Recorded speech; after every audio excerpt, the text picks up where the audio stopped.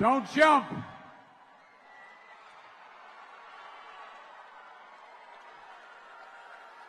Good to see you all.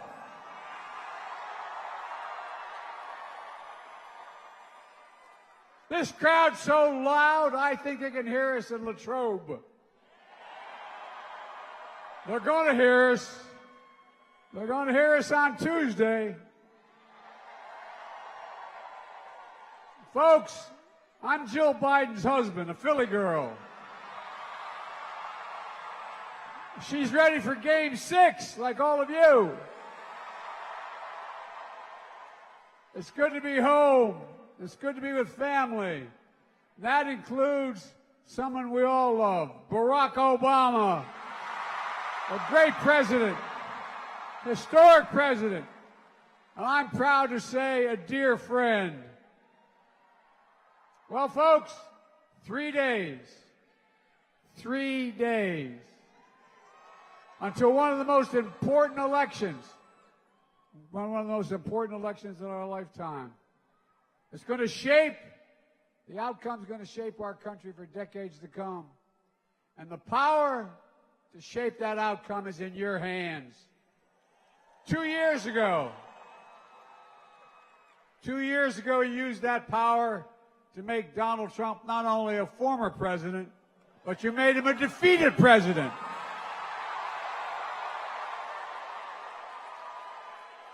And this year, you have the power to make John Fetterman your next United States Senator.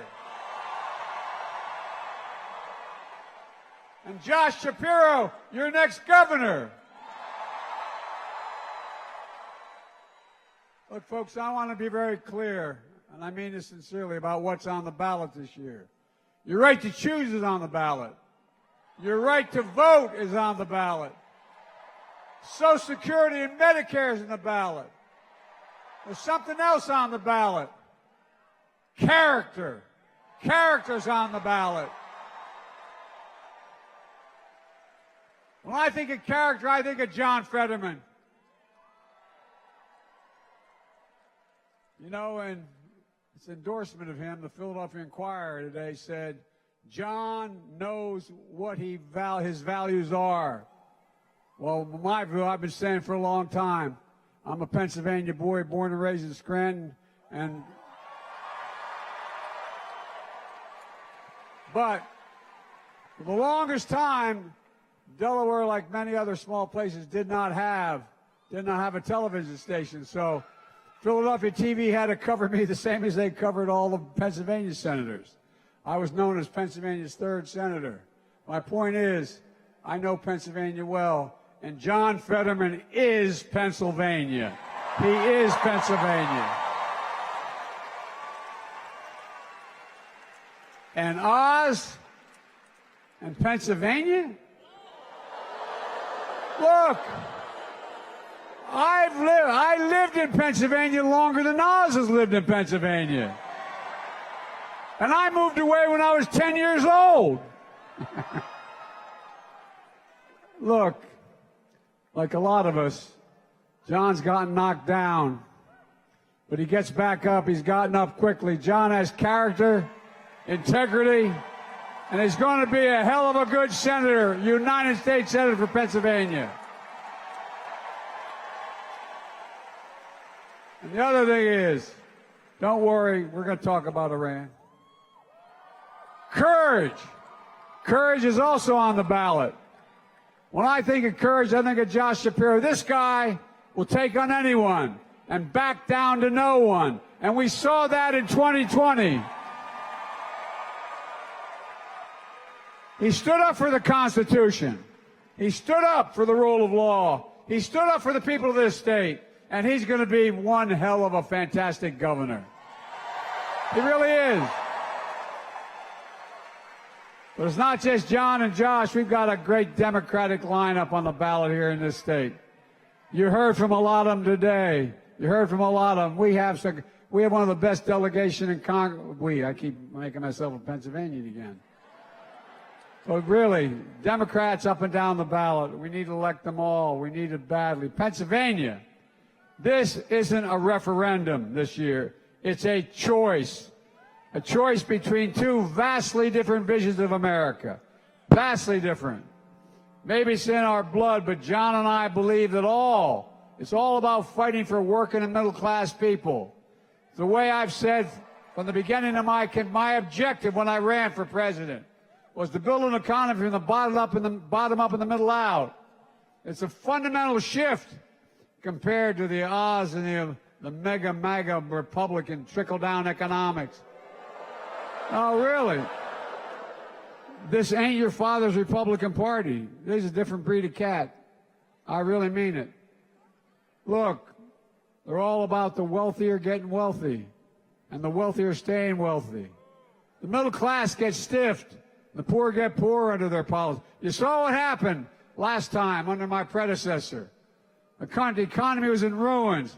He was the first president since Herbert Hoover to lose jobs in the course of his presidency.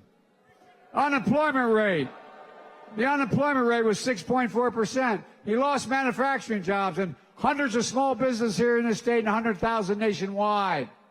Look, folks, the country is in a pandemic with no plan how to get out. The day I was sworn in, only 2 million people have been vaccinated. Now, more than 220 Americans are fully vaccinated. So we moved. And our approach is working. Since I came to office, we've created 10 million new good-paying jobs. 10 million. Because of you all. 10 million. The unemployment rate is 3.7%, near a record 50-year low.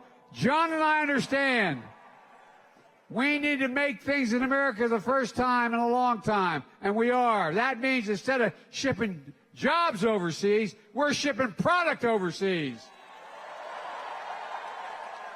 I'm serious. We've created so far 700,000 manufacturing jobs just in the last 20 months. 700,000. But for all our progress, and by the way, where the heck is it written that we can't be the manufacturing capital of the world again? Because we will be. We will be. And folks, look, but a lot of families are still struggling. A lot of families are struggling. That's why I signed into law the Inflation Reduction Act. It's going to reduce the cost of everyday things in families in Pennsylvania. Things you have to pay for every month, and you have to have enough in your paycheck to do it. We gave Medicare the power to negotiate lower prescription drug costs.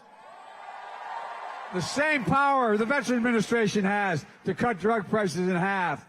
We tried to get that done for years when I was in the Senate and Vice President. But Big Pharma spent a lot of money and supported a lot of folks. Well, guess what? Not this year. We beat Big Pharma. And the American people won. We put a cap of $2,000 a year in prescription drugs for seniors on Medicare, no matter what their drug costs were. And some of them pay $10,000, $12,000, $14,000 a year for cancer drugs. But now, beginning January 1, they will not have to pay more than $2,000 a year, period. Period. And we put a cap on insulin to deal with their diabetes. Instead of paying $400 a month like they're paying now, they're going to pay no more than $35 a month. And with John Fetterman in the Senate, with that one more vote I need, we're going to make sure we cap those prices for every single person, for all that life, because they blocked. We had it in the original bill, but it only stayed in for Medicare recipients, but everyone. How many of you know somebody who has to take insulin for diabetes? Look around. And it's incredibly costly, no matter what your age, and it's badly needed. And folks, look, we made the biggest investment to deal with the climate crisis ever. We're lowering energy costs for families. And by the way, Josh and John know that we can cap oil and gas price wells, abandoned mines. We can do that in western Pennsylvania. We can create thousands of good-paying jobs for the same people who dug those mines in the first place. That's why we're investing $350 million here in this part of the country to do just that. We're not just talking it, we're doing it. We're going to do this while reducing the federal deficit. You know, because of the help I had from the senators in the Democratic Congress, we literally cut the federal debt in half by $1.4 trillion. $1.4 trillion. Just this year. And last year by $350 billion. And another $250 billion over the next decade. Look, I don't want to hear from the MAGA Republicans who blew up the debt. We're the ones bringing it down. They shot it up. And by such a massive reduction in debt, we're able to help working and middle-class families in America. Look, we're finally making sure the biggest corporations begin to pay their fair share, for God's sake. One of the reasons they're so upset with me is we just passed a minimum 15% tax. Look, folks, if you're a school teacher, you pay more than that. If you're a cop, you pay more than that 15%. But the days are over for corporations paying zero federal tax.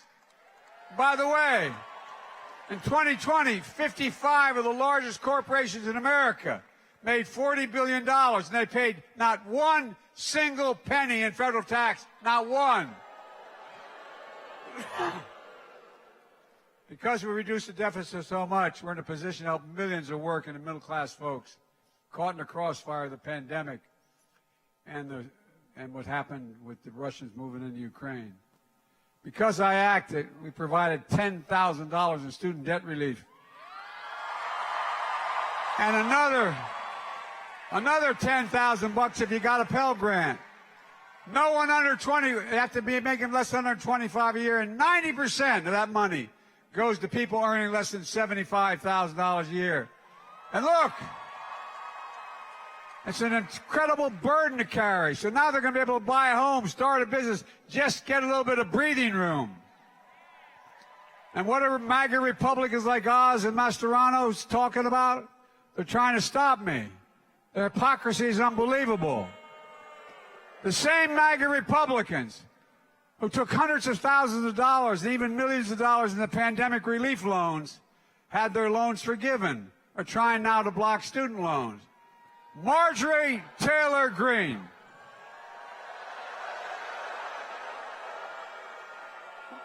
God bless her soul.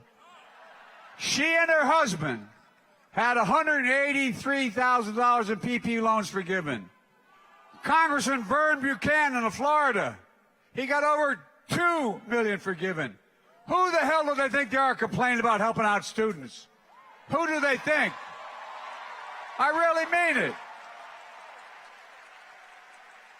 And what the students are going to, the people getting debt relief are going to be spending the money on growing the economy. For God's sake, Oz and MAGA Republicans don't think we should give working and middle-class Americans a break. But here's what they do think instead.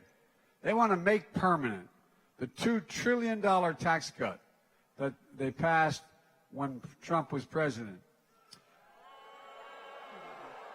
That tax cut is not a penny of it's paid for, and it goes to the biggest corporations, and it will explode the deficit by trillions of dollars.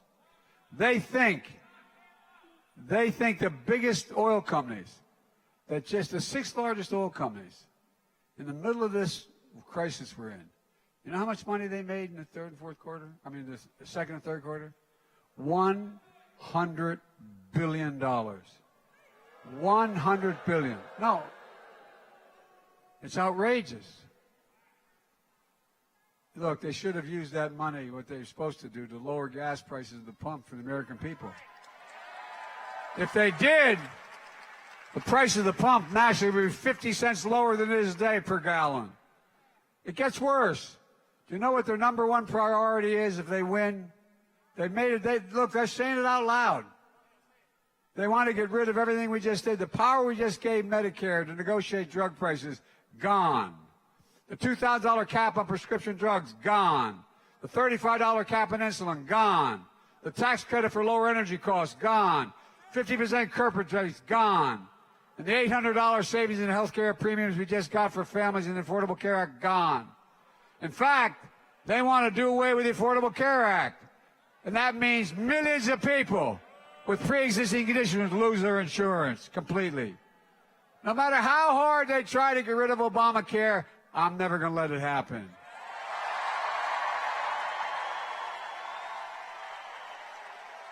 And John Fetterman will not let it happen either. But folks, these guys and women never cease to amaze me, man. They never cease to amaze me. Now it gets worse. They're literally coming after Social Security and Medicare. No. Look, I know the only thing all you younger people in here, and thank God there's so many of you, I know the thing you know is from the time you're 16, you have money taken out to pay for Social Security. But guess what? You're somebody out there busting their neck. You just lost your husband or your wife. You're 66, 68 years old, and they want to take away your Medicare and your health and your Social Security. Now, you think I'm exaggerating. First front page of the New York Times talked about it. I want to show you what. There's a guy out there, you know, they're telling us what they're going to do. They're saying it straight out loud. At least I give them credit for that. And look, here's what they're going to do. They want to do. There is a guy named Senator Rick Scott of Florida, who's in charge of electing the Republicans in the Senate. He's the guy pushing Oz, okay? Well, let me show you. Read from, they listed in a program, listed all their proposals. This is too small to be able to read. I just circled the one and brought it out here, and I'm going to quote what they say about Social Security. It says, all federal legislation sunsets in 5 years. If the law is worth keeping, Congress can pass it again. Means that law literally goes out of existence unless it's affirmatively voted back into existence. And then along came Ron Johnson of Wisconsin, senator.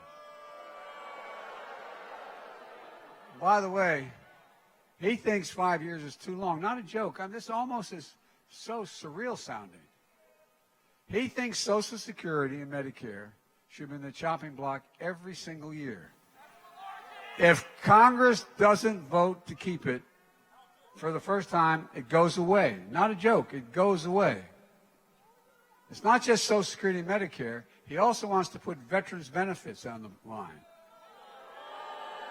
Look, and put everything at risk. Elect John Fetterman to the Senate, please. He'll protect and strengthen Social Security and Medicare, and will guarantee that veterans are always cared for. Always, always, always. I used to get criticized when I first got elected years ago. I'd say we have a lot of obligations, but only one truly sacred obligation: to prepare those we send to war and to care for them and their families when they come home. That's a sacred obligation. A sacred obligation. Well, folks, that's why I pushed and signed a thing called the PACT Act. The PACT Act guarantees health care for service members and veterans exposed to toxic burn pits. Let me go hold. These burn pits are literally the size of a football field and range in depth from 8 to 10 feet. There's everything in them from jet fuel and just everything is burned in there. You know, remember all the fight about the cancer and the brain cancer so many firefighters are getting from the 9/11 and toxic exposure? Well, it's the same kind of thing. I've been in and out of Iraq and Afghanistan over 30 times. I had a son who spent a year in Iraq. His hooch was literally less than 200 yards from one of these burn pits. Well, this new proposal guarantees health care for the service members and veterans exposed to toxic burn pits. Because here's what it does. Like my son, so many went incredibly fit and came home dizzy and having trouble, and so many had brain cancer. My son came home with stage 4 glioblastoma, and he passed away. But here's what we did. Up to now, we don't pay any attention to this. We haven't done anything for it. and we had to fight to get it done. And now for thousands and thousands of people coming home, more people coming home from these wars with brain cancer than any other war in American history, and other cancers. But guess what? Now, if they come home and you're still alive, you get full benefits from health care to try to fight it.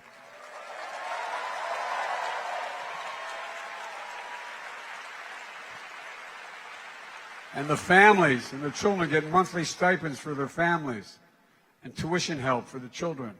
Look, folks, it's not just about the economy. Let's talk a little bit about crime and keeping communities safe. I signed the most significant gun safety law in nearly 30 years. I proposed over 100,000 new police officers. But here's the deal. Public safety is why John got into public service in the first place. Oz won't do a thing about guns. But John Fetterman vetoed, but with your votes, John Fetterman will be in the Senate and be able to help me add one more thing what I got done when I was a senator. Ban assault weapons. Ban them. Ban them. Ban them. They have no place in America. But if Republicans take control of the Congress, they're going to pass another ban. They want to have a national ban on abortion. The overturning Roe wasn't the end for them. It was just the beginning. States are already passing bans, without exception, for rape or incest to the life of the mother. And Senator Lindsey Graham of South Carolina is going to make sure that if Oz is elected, and other Republicans, they're going to ban choice completely. Let me tell you something. If they get enough states to do that, they get the Congress to vote for that, I will veto it. It will not happen.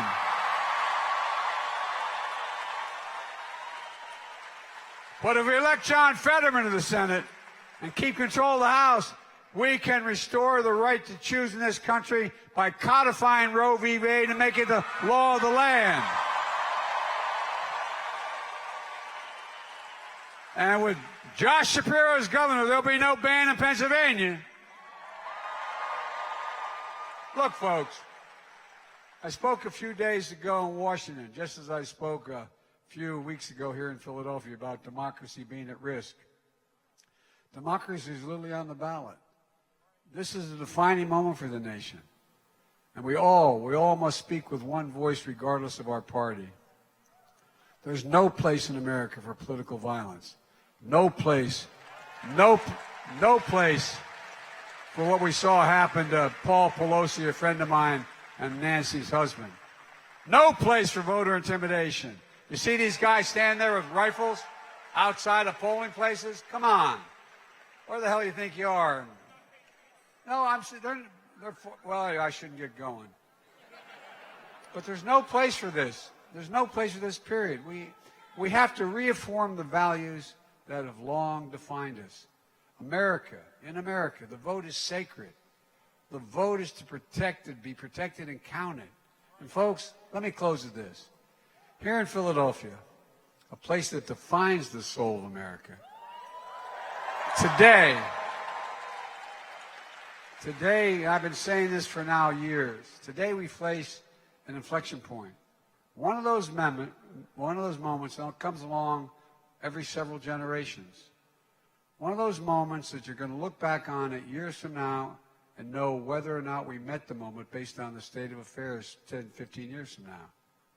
I want you to know we're going to meet that moment, just like we've done before. We're going to enter those final days of this midterm election, remembering that the power of America is in your hands. It really is. With people, just remember, your vote elected Barack Obama president. Your vote elected a son from Scranton president. Your vote elected Kamala Harris, the first black woman vice president. And with your vote, you can elect Josh Shapiro as your next governor. And you can elect John Fetterman as your next United States senator. Folks, I've never been more optimistic about America's prospects. I mean it from the bottom of my heart. I've never been more optimistic. Looking around this crowd, it reinforces what I think. The generation between the ages of 18 and 30 is the most involved, the most generous, the least prejudiced, and the most engaged generation in American history. I look at America reasserting itself around the world and lead the world in the 21st century. I've traveled this country and seen this great nation because we are good people. I know this. There's no quit in John Fetterman. There's no quit in Pennsylvania. There is no quit in America. We just have to remember who we are. We are the United States of America. I mean it. And there's nothing beyond our capacity if we work together. So vote. Get out and vote. And may God bless you all and may God protect our troops. Thank you, thank you, thank you. Thank you.